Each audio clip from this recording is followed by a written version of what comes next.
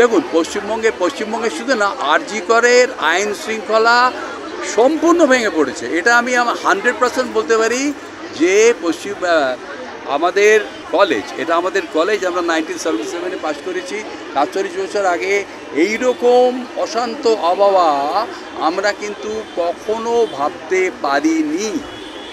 আমরা তো প্রবীণ, কিন্তু এরম যে হতে পারে আরজি করে, এবং যার ফলে ছাত্রছাত্রীরা তাদের তারা নিশ্চিন্তে তাদের রোগীর সেবা পরিষেবাটা দিতে পারছে না, এর চেয়ে দুর্ভাগ্যজনক আমি জানি না সারা বিশ্বে এরম কোনো নজির আছে কিনা।